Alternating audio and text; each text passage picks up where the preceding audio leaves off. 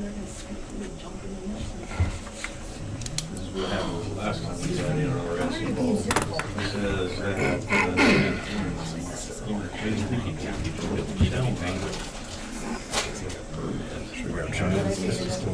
right now,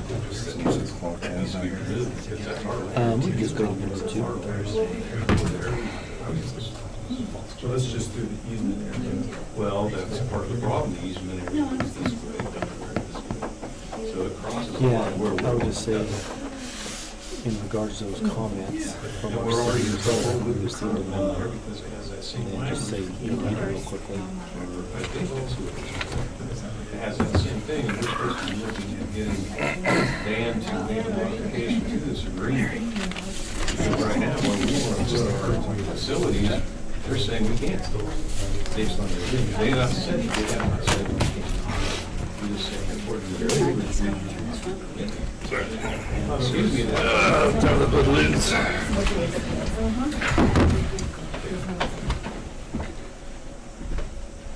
Pledge allegiance to the flag of the United States of America and to the republic for which it stands, one nation, under God, indivisible, with liberty and justice for all.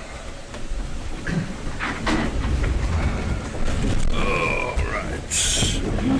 We get roll call, please. Mayor Sherman. Mayor Pro Tem Lundstrom. Yes. Councilor Horton. Yes. Councilor Klinkhammer. Yes. Councilor Scalisi. Here. Councilor Spradlin. Councilor Tyree. Here. All right, approval of agenda. Looking for a motion. I make a motion to approve the agenda for the regular meeting October 13th, 2025. Second? Second. There you go. Roll call, please. Councilor Horton. Yes. Councilor Scalisi. Yes. Councilor Tyree. Yes. Councilor Klinkhammer. Yes. Mayor Pro Tem Lundstrom. Yes. Next, we have approval of minutes. I move we approve the minutes of the September 22nd meeting of City Council. Second. Roll call vote. Councilor Klinkhammer. Yes. Councilor Horton. Yes. Councilor Scalisi. Yes. Councilor Tyree. Yes. Mayor Pro Tem Lundstrom. Yes. All right, so moved. Next, we have visitors and delegation. Citizens are invited to speak to council on any item that does not have a public hearing scheduled. There is a 5-minute time limit per person, excuse me, unless otherwise noted by the mayor. Please note, no formal action will be taken on an item that is not posted agenda due to the open meeting law provision. However, they may be placed on a future posted agenda if action is required. To better assist you with questions, please submit in writing to the city clerk and someone from staff will respond. If anybody has comments, come on down. Can I get your name and address, please, sir? Sure. Jeff Hunter, 121 Clayton Street. Hey, Jeff. So I spoke at the last meeting. I talked about stuff that I saw with other citizens. Today I just want to talk about what happened with us. So we had false charges filed against us in the municipal court. The city prosecutor didn't seem to care, pushed us to plead guilty to false charges. We said, no, we're not doing that. We were basically forced to say not guilty, ask for a trial, ask for a jury trial. We filed a motion to dismiss. We could not get a lawyer, so we put the motion together ourselves. And he couldn't defend that in court. He had to drop those charges. But nobody's doing anything about this prosecutor who's filed false charges against a resident. Okay, they have a memo here from our city clerk, if I can read it real fast. At the September 22nd meeting, Rebecca Wainwright and Jeff Hunter provided citizen comments and reported to the council their complaints against the city prosecuting attorney and municipal judge. It was expressed that they could be discussed in a work session. Rebecca Wainwright has been charged with an offense and has pending jury trial. Sorry. Considering judicial ethics rules, it is necessary to wait on a discussion that would contain specific details about Ms. Wainwright's case until after the case is resolved. We feel it may be necessary to include some specific details about the case in our discussion with council. The trial is set for November 12th, so we will plan to have such a discussion at the November 24th meeting, sir. Yeah, so to the point, those charges have been dropped because they were false. So they're no longer in contention, there's no court case. This is specifically about false charges. Okay. Okay. Personally, I think if you file false charges, you can't defend it, you should be removed. Like, at the very least suspended. Somebody should probably be looking at the cases he's looking at, but that's what I wanted to talk about. False charges, nothing's being done. That's all I got to say. Thank you for your time. Hi, I'm Rebecca Wainwright. My address is 121 Clayton Street, Brush, Colorado. I'm going to tell you my story. The false charges that were dropped were for part of it. We are still scheduled to go to trial on November 12th for another charge that I also believe is false.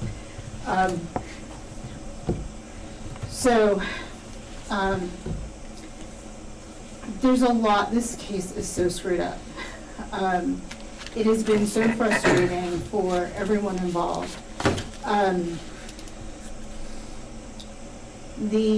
My first interaction with the city prosecutor, I was told the charges that my husband was saying were labeled as false charges was for rabies vaccine required ×2.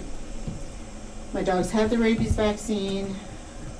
I emailed paperwork on CSO Young's timeline, which was, I emailed them to her the next day. The day after that, I received an email back saying she had received them. I have body cam footage of her saying, when you send me this documentation, this charge goes away. That didn't happen. That's the one that my husband was referring to that was labeled as an incorrect charge by the city prosecutor. He said the city filed an incorrect charge. The problem I have, and my personal experience with this whole thing, has been my first meeting with Mr. Asmus. I told him, I was told this charge would go away. I provided the paperwork. I have the emails. I have the paperwork with me. He waved his hand, refused to even look at the paperwork. Met with him 2 other times because this case has continued to go on, and we've been trying to get a lawyer and have not been able to. And at the last meeting where we ended up having to go to trial, I said at the very end of the meeting, hey, this rabies charge, I provided the paperwork on the code enforcement officer's timeline. It was supposed to go away. He said, nope, it's all one thing. We're not separated. I was like, but I can plead guilty to individual charges. The other charge that is still there, we pled guilty to the charges that we are guilty of. We had 2 dogs at large for almost 2 minutes, and we did not have dog licenses for either of them. Pled guilty to those. We'll find out at trial what's happening with those.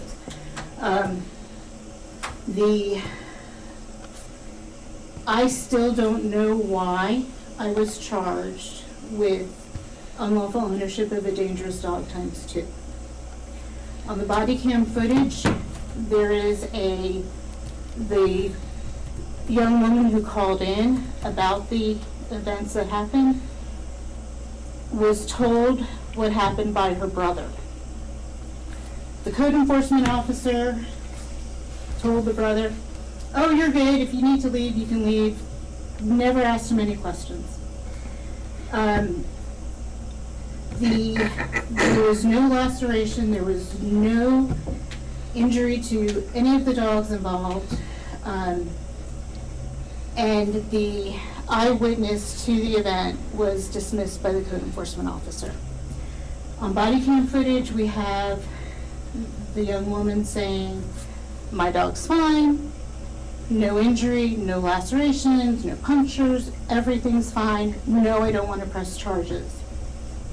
Meanwhile, the code enforcement officer came to me and said, there was a epic battle, and that both dogs were involved.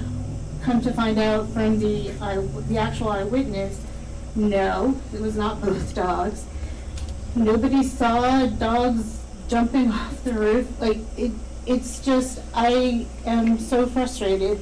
And the very worst part of it, and the part that has me shaking every time I think about it, is I sat in Mr. Osmos's office, which is not his office, but sat in his office, and he told me if I did not plead guilty, he told me if I pled guilty to the unlawful ownership of a dangerous dog ×2, he could let me keep both my dogs. But that if I pled not guilty and was found to be guilty, that he would have to take one of my dogs away, because I'm only allowed to have one dangerous dog. Meanwhile, I can't find anywhere in Brush Municipal Code or in the Colorado revised statutes that says anything about the number of dangerous dogs I can have. I can only have 3 dogs here in Brush. So that's it. That's all I have to say. Thank you.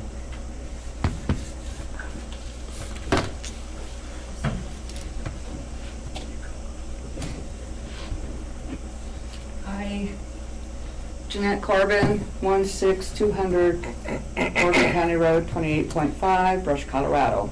I'm here in support of Jeff and Bex and their situation. I found myself in pretty much the same situation probably back in May. And starting with code enforcement and then supposedly receiving a citation, which I was not ever made aware of until maybe, not sure when I got the summons to appear in court. But anyway, there was all kinds of extenuating circumstances that surrounded the whole situation. I hadn't been in court for a long, long time, so with the summons, I came to court and didn't realize I had to talk to the prosecutor. Well, that was something new. Usually when I went to court, you went before the judge. And anyway, apparently things have changed. Well, and there were several other people that were in court for probably the same reasons I was in court. But when I met with the prosecutor, I felt like his attitude was one of arrogance. I'm sorry to have to say that. He didn't care what I had to say or trying to explain myself. I had 2 choices. I could either plead guilty to this charge, or I could take my complaint and get a lawyer, have a trial, have a jury trial. I could face up to $2,000 in fines, and that right there was rather intimidating in light of how minor my charge was. Or otherwise, my other choice was to plead guilty. Well, with it being such a minor charge and everything else that was going on, I decided, okay, I'll take the path of least resistance. But after hearing these people and not knowing how many other people are experiencing the same thing, and when you're, especially people that aren't aware of what their choices really are, they're not explained in a kindly manner or compassionate manner, or one of helping. Here, you don't have to go get a lawyer. It's municipal court. It's municipal court. They can represent themselves, but when they're told that they have this enormous fine that they could probably be faced with if they did take a different approach instead of just pleading guilty, I think they're put between a rock and a hard place. And then they, like myself, I took the path of least resistance. So I think there needs to be some kind of a way that we can approach these type of problems in a different way. A lot of these people that I were in court with, for the same reasons I were, a lot of them were, they don't have resources and we don't have people to help them get resources to mow their lawn, get rid of their abandoned vehicles. I don't know if these people were given a citation or a warning prior to summons, or if they're immediately given a ticket to appear in court. I don't know how that is done. And I looked in the ordinances, and I couldn't see anywhere in my situation where the fine could possibly be even $2,000 for what I had to take care of. So if there's a different way we can have a little bit of help for people that possibly, maybe they're renters and the landlord is the problem, but to give them just choices and intimidate them. And there needs to be another, I think, a better way to approach this situation. There again, it's municipal court. And a lot of the, you know, they're not felonies, they're not, you know. So, and that's the other thing too. If you're going to get a lawyer, try to find a lawyer who's going to represent you for a municipal court infraction. Probably impossible, because there's no lawyer that's going to take on something like that. So, that's my spiel. So, for what it's worth. Thank you. Thank you. Would you mind if I add something, even though I've already spoken? Sure. So, I've talked to people who live in Morgan, and when they've had interactions with their own code enforcement, they actually have a deferred judgment, it's a deferred program. Instead of fining or, you know, forcing people into a situation where they have to basically plead guilty and pay a fine, they have a deferred adjudication, however they term it. But basically, it's like, if you don't do this again for 364 days, this goes away. And apparently, we don't do that. So I just think that's a much better approach than what's going on right now. Good, thank you. Any other comments? Okay. Next we have management, Chris Bostrom.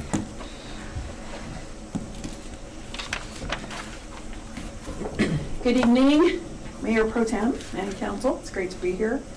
In your packet this evening is a draft of the proposed 2026 budget. This rough draft fulfills the requirement by state statute to present to you as the governing body a budget by the deadline of October 15th. The draft includes the line items from our 6 major funds: general, water, trash and garbage, wastewater, stormwater, and golf. The personnel expenses as well as capital outlay are not included in this draft. And revenues, of course, have not been finalized as well. So it is very much a rough draft just to meet that statutory requirement. So I am open for any questions if you have any at this time. Okay. So good. Thank you. ma'am. Next we have finance. I'd like to make a motion to approve disbursements and payroll for September 23rd, 2025 to October 13th, 2025 totaling $913,582.59. Second. Roll call vote. Counselor Scalisi? Yes. Counselor Tyree? Yes. Counselor Klinkhammer? Yes. Counselor Horton? Yes. Mayor Pro Tem Longstreet? Yes. All right. Next we have staff reports.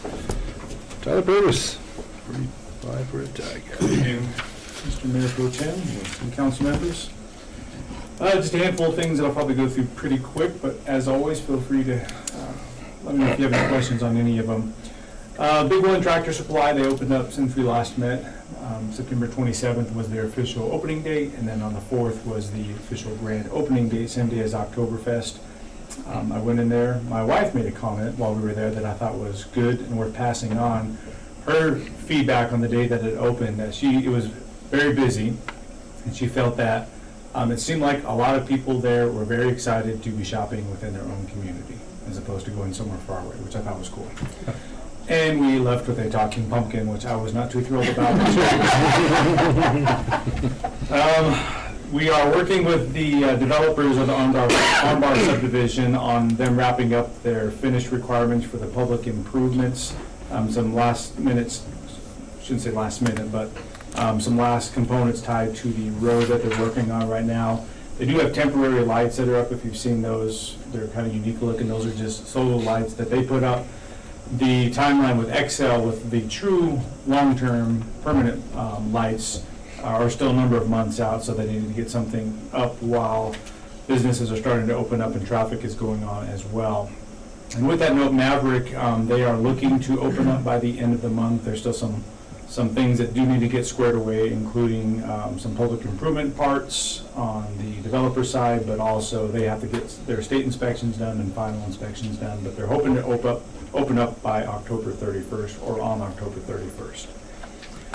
For Central School, we were told by the engineer over the weekend that those plans should finally be here this week that we've been waiting for a very long time. So once we get those in, off the plan review, and then if everything is good, then we can get some people moved into the second floor, and then they'll continue their work on the next phase, which is the cafeteria.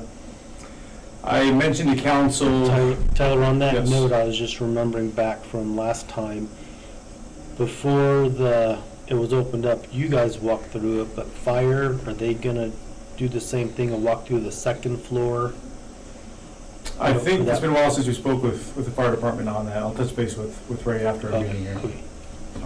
see where his thoughts were on that. They had walked through it before, but not in any kind of finished state. Okay. I mentioned to council maybe six weeks or so ago about the state energy code requirements. New legislation happened this past 2024, and then some more in 2025, I believe, too. So we're working with a consultant who the state hired out to work with small communities on updating their codes, and so that will likely come to council, hopefully before the year's over, just to get some awareness and feedback on the direction that you like us to take and all the implications tied with that as well.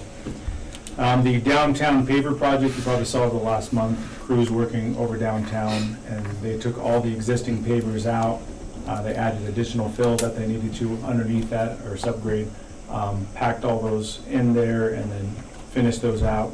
So they just wrapped that up on Friday, so the project is done, so they did some good work on that. One thing that they did notice, just to call it out, or that they did, that we noticed that we didn't really talk about, is on the edge, you'll see kind of small slivers of some different pavers. Before, those didn't exist, they were full pavers all the way in.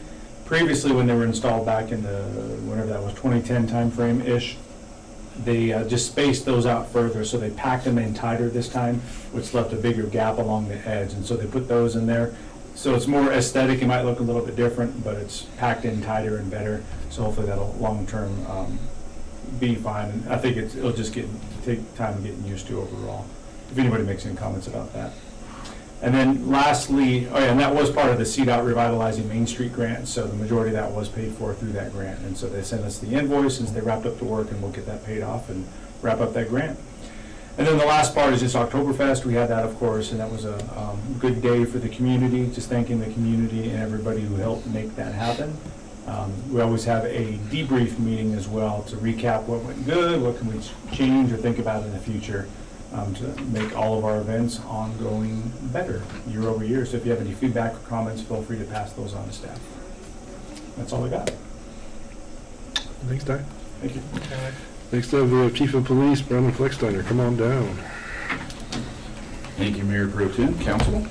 Just a few things to hit on for the night. Firstly, I want to talk about the explosive device / bomb scare that we had at the secondary campus. Luckily enough, it turned out to be nothing criminal. We've kind of narrowed it down to kids being kids and doing stuff that they shouldn't necessarily be, but we don't have any desire, any concern or worry that this is going to be anything detrimental or concerning for the community. So Commander Ogier has been hard at work to kind of clear that case out. Stemming from that as well, we've had some really good working relationship with the school district on that. A lot of good communication between the superintendent, myself, and then the superintendent and Commander Ogier as well. So obviously we're in this long-standing effort to continue to build a good relationship with the school district. And I think between this and another case Commander Ogier's working on, we've been really good about communicating with the school district, and a lot of collaboration there, which I think has been really good. Also from the school, We did a Community Helpers Day last Wednesday. We took the MREP up to Thompson, and the preschool kids got an opportunity to run around, ask some questions, and hang out kind of thing. So we handed out a few booklets and just kind of a proactive experience with them, and I think it went really, really well. Our Academy Cadet, Dodson, should be out in roughly 6 to 7 weeks, so she should be getting to the end. Everything's going really well with her, so we're looking really forward to getting her out on the road. For those on the east end of town, I spent some time trying to troubleshoot the siren over at East End. Dale sent some street and department workers out. We did test some of the fuses, found out that's not power-related things, so we think it has something to do with the radio. So I've got to follow up with the company that installed them, and they're probably going to have somebody come out and test it, because I've exhausted any siren capability on my side of things. Secondly, we've got the first time this year that the police department is showing pink badges in observance of breast cancer awareness. It was one of the requests from my staff. I think it was a good opportunity to kind of support and show people that have gone through those kind of struggles. And then lastly, just to hit off of Tyler's comment, my wife has been in Brush area, Morgan County, for quite some time, and she too was excited to see the Tractor Supply. She said it was kind of cool and interesting and exciting to see that type of store that's just more common across the country to be something in Brush. So being a longtime resident, she thought that was something really a good addition for the city as well. Cool. With that, I don't have anything else. If anybody has any questions, concerns, comments about anything of recent I should be aware of? Thanks, Chief. All right, next we have Fire Chief Ray Urick. Mayor Pro Tem, Council. Just a couple items. So we're at 260 calls of service for the year. So we're a little bit above where we were last year. We finished October last year at 277. So we'll see where we end up there. We have one recruit in the hiring process. If he makes it through, that'll put us up to 34. So we're approaching that max of 35. We will have the second grade class out this week for tours of the fire station for Fire Prevention Week. So there'll be a total of 90 kids coming through the fire hall over the next couple of days. That's cool. And then 3 of us will go out next month to Sutphen to do an inspection on our cabin chassis. I got an email from them today that everything's still on course to be completed between January and March, which was the time frame when we signed the contract. So they're still promising that, even though they're still on strike out there. So, and then we have our 1403 inspection on the training center, which is supposed to be done every 3 years. We have another year before it's supposed to be done, but there's a change coming in the fire code where, unbeknownst to me and a lot of other people in the industry, they have made it so that a structural engineer has to come out and inspect your Connex boxes to ensure that they meet code. So there's a lot of entities that aren't very happy about that because the cost of an inspection is going to go through the roof. But it is what it is. And then legislation up at Washington, D.C. had a hearing with the 3 main fire truck manufacturers in regards to their business practices and the skyrocketing cost of apparatus. And there was a lot of tails that got tucked from the manufacturers. So it basically came out that they have created the backlog on purpose to extend the build times out to, some of them are 600 days, so that they can show that they have $2 billion in backlog orders to help with their stock prices. And so we'll see what comes out of that. They got pressed pretty hard about what they're going to do to bring those lead times down and change their business practices. And they all said, well, we can get build times back down to 18 months within a year. But whether or not that happens, don't see that happening, but there's a department in Michigan that signed their contract in 2023 for $1.6 million for a ladder truck, and at the day of the hearing, they still had not received it yet. So we'll see what comes from that, but that's all I have unless anybody has any questions. Ray, can you give them a quick update on the request to the foundation for the gear that you're asking? Yeah, so a request was put into the foundation 25 years ago. They purchased the Cascade system that's in the station now to refill our SCBA bottles, and it is on its last leg. We're trying to keep it going, and a request was put into the Jocelyn Needham Foundation for a 50% match for that project, along with 10 extra SCBA bottles. And they requested a letter from the city stating that they would, yes, match the other 50%. We'll have that letter to the mayor here pretty quick. Doesn't really require much else, just a request for funds. And then it was brought up to the rule board about the request going in, and that it would be nice for them to pay their 25% of the 50% that the city side would be responsible for to split that. So we'll see what they have to say. There's a big question on their side on whether or not the funding is in place, but that's for another day. Any questions? Thanks, Chief. All right, next we have Director of Public Works, V. Dale Colrick. Thank you, Mayor Pro Tem, councilors. Just a quick reminder that we have fall camp going, the leaves are starting to turn, and let's, just as a reminder to all our citizens to go ahead and bag them up, those leaves up, put them out with your regular trash.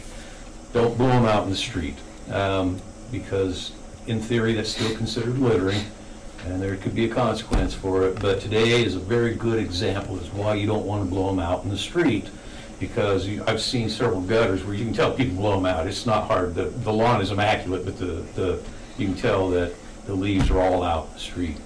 And so, and what it's done is it starts backing up water in our gutters. And so that's something we don't want to do. We don't want to get it down in our storm sewers or anything like that. And the other thing about that is that it transfers that effort from the property or the resident to now our street crews to have to clean up that mess. And so it just adds workload to us. So just bag them up, put them out with your regular trash. We'll pick them up for free. No big deal. So next we do have road treatments are done. It pretty much came in at price, except for the Harvard and Emerson. There were some of the areas that the edge next to the gutter was several inches higher just from years of treatments being put on it. So we had to do what we call an edge mill to bring that back down. And unfortunately, I think the guy running the mill machine probably went a little too deep. And so we had to do a course leveling of where we edged both Emerson as well as Harvard.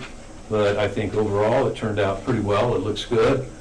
And so I'm pretty happy with everything. The crosswalks, the striping, and any of the thermoplastics we're going to get to here shortly. But we want to let everything kind of settle in, get some traffic on it, because it's still very rough and very coarse. And so once we get a few vehicles that run over everything like that, it'll help smooth that out a little bit. Then we'll get those crosswalks down, as well as our turn arrows and striping and everything of the like. And I have notified, especially over at the hospital as well as Beaver Valley, that once we get this thing, let it cure up a little bit more, then we'll get everything put back in. And then I know that I've had some questions about the South Clayton Street from Ellsworth up to South Railway, and that was really another one of those places where there was just way too many treatments put on it over the years. So we had it milled down, and we put a double chip down on that right now, and that's going to help hold up with the truck traffic, because we're seeing significant truck traffic through there now these days. And then next year, one of the first things we're going to do is we're going to go ahead and put a slurry cape seal over the top of that, and that'll smooth that out quite a bit. But we want to be able to give it some time to cure up, get settled in, before we go in and put that cape seal back onto it. And so, with that, next thing, pretty happy to, let's see, just to announce that we did receive a $10,000 planning grant for our RO facility from the Colorado Water and Power Development Authority. And so any of the engineering that we have for our reverse osmosis facility going forward from the time that we sign the document and they sign the document, we can help use that $10,000 planning grant to help offset those costs. So, pretty happy. And so, any questions, comments? Okay, thank you. Thanks, Doug. Next, we have Finance Director Chris Bostrom. I have nothing before you. Oh, look at you. All right. Deputy City Clerk, Shannon McCall. Many of you probably noticed ballots started coming out Friday. The remainder should be going out today. We noticed a lot of traffic at the box today, so they are coming through. Everybody vote. Good deal.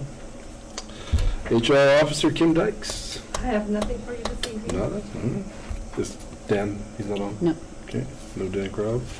City Administrator, Mike Torres. Okay, a few quick items. One, 7 Circle Drive, that project of demolishing that structure. The final 10 days that we had a wait period that's required by the state, I believe it is, that is Friday of this week. So after Friday this week, we can knock down that building. And so currently, the contractor believes he might try and do that this weekend. So if everything goes well, that should be gone this weekend. If not, hopefully by next week. Other thing that came up recently, there was a citizen that asked about the bike path, the Sunset Park bike path that goes through Samples, Howell, Princeton, Cambridge. The alleyway that it crosses, they felt it was a safety hazard. We haven't heard of anything, but it is kind of rough going through there. You know, it's a break in between the concrete sidewalk and the asphalt sidewalk. It's 24 feet, or 34 feet. 34 feet where it was never paved or concreted. And so we're going to do a quick push on that and try and get that concreted across and put up, down the road, put up some more safety signage, just so whether adults or kids walking or biking, it's kind of a blind spot on one side of it, just for safety and just better riding of bikes and walking. So we hope to get that done in the next 3 weeks before it gets cold. And that's going to be an effort between Lance Schwint, the building department, Lon, and Dale, and we'll just get a contractor to put that in real quick. Another item that might come up yet this year, the Clayton Street medians. There's on 3 of the blocks, I believe it would be the 400, 500, and 600 blocks of Clayton Street. There's those old medians that were there years ago. At one point, we were wondering, should we take them out? If they were growing nice grass, they probably look really good, but we're going to look at maybe a xeriscaping project this year. If it's not still this fall, we'll shoot for something in the spring. So Lance is looking at that right now.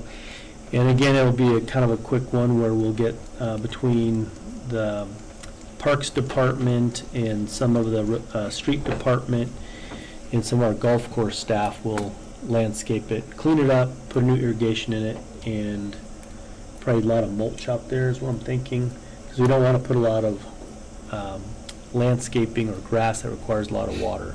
So we're going to look at something that has some curb appeal, and over the next 2 or 3 years get them all done. So we'll see where that one goes. Ray talked about the request to the foundation, and Lance isn't here, but I'll let him talk about his down the road. But he got his normal one he does every year for the Parks and Recreation Department to the 2 different foundations, and he'll give you more information on that as well.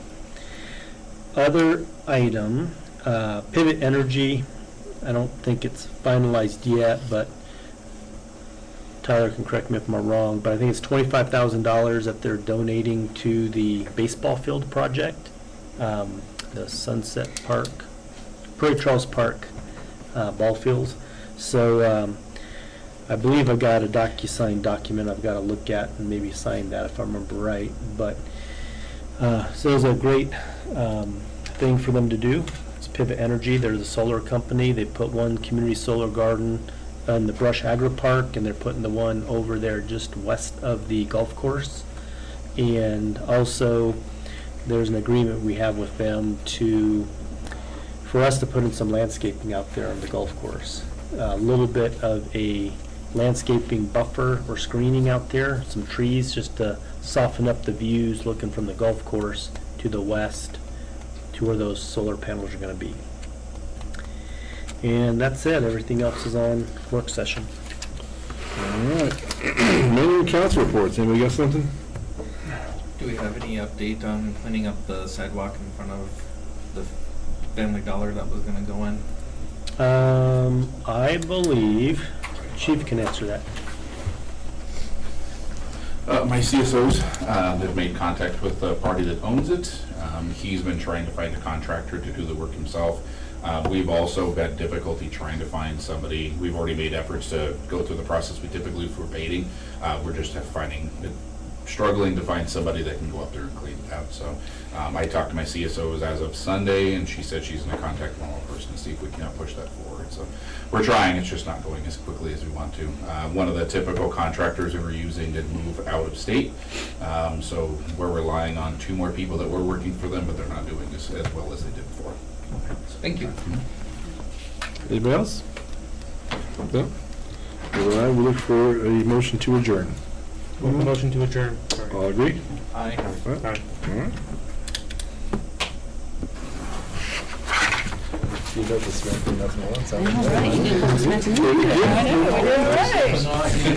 I know,